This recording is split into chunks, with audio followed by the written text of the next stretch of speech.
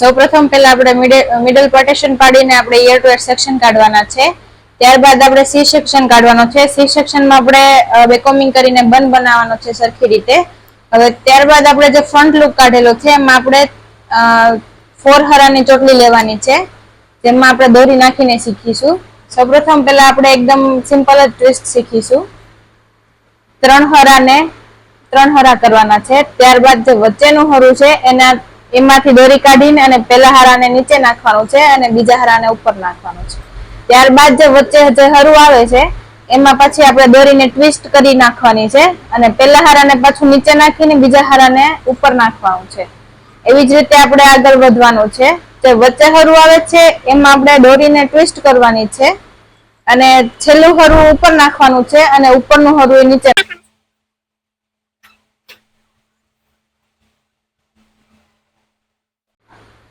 આવી જ રીતે 4 હારાની ચોટલી કરતા કરતા આપણે આગળ વધવાનું છે. જે વચ્ચેની હર આવે છે તો આપણે હેરની એમાં આપણે દોરીને ટ્વિસ્ટ કરવાની છે. ટ્વિસ્ટ કરતા કરતા પહેલી જે સર આવે છે એને હંમેશા નીચે નાખવાની, છેલ્લી આવે છે એને વચ્ચે નાખવાની. જે વચ્ચે હર આવે છે એમાં આપણે દોરીને ટ્વિસ્ટ કરતા જાહું. એવી જ રીતે આપણે 4 હારાની ચોટલી આગળ વધતા જાહું. બંને સાઈડ અલગ અલગ હાથનું વેરિએશન આવે છે. ઓલી સાઈડ પણ અલગ આવે છે અને આ સાઈડ પણ અલગ આવે છે. સ્ટાર્ટિંગ બંનેનું અલગ અલગ હોય છે.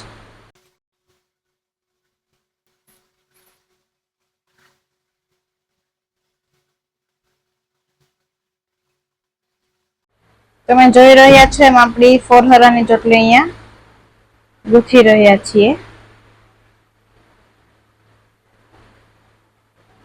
ચલો ઓકે, આ એક સાઈડ ની ઓકે થઈ ગઈ. ઓકે,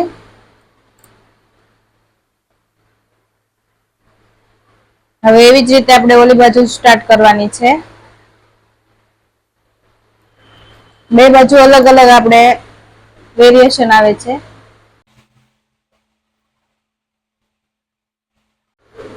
આ સાઈડ પણ 3 પાર્ટીશન પાડવાના છે. 3 પાર્ટીશન પાડીને અને વચ્ચે નાખવાની છે. વચ્ચે બાજુ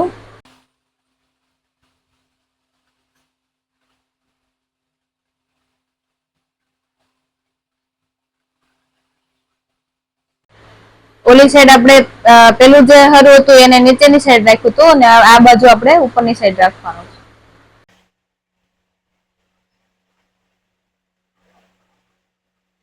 જેમ ઓલી સાઈડ કર્યું છે એમ જ આ રીતના આપણે વચ્ચેના હારાને દોરીથી ટ્વિસ્ટ કરવાની છે.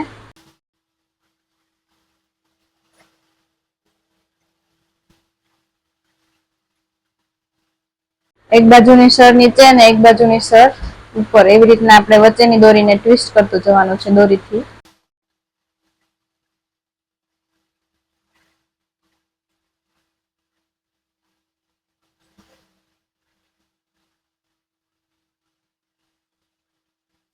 તમે જોઈ રહ્યા છો એમ આપણી આ સાઈડની લુક પણ તૈયાર થઈ રહ્યો છે.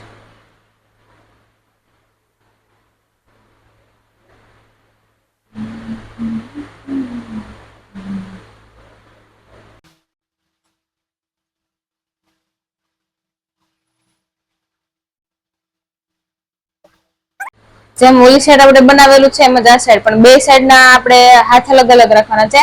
આમાં આપણે આ ફ્રન્ટ છે જે પેલી લટ લીધી છે એ નીચે જાય અને આમાં પેલી લટ ઉપર આવશે. એટલે બે સાઈડ સરખી સેમ દોરી થઈ જાય. જો આમાં ઉપર આ લટ પેલી જે છે એને ઉપર લાવશો ને તો આમાં 4 હારાની ચોટલી નહીં આવે અને આ સાઈડ છે એને આપણે નીચેની સાઈડ લાવશું ને તો એમાં પણ નહીં આવે.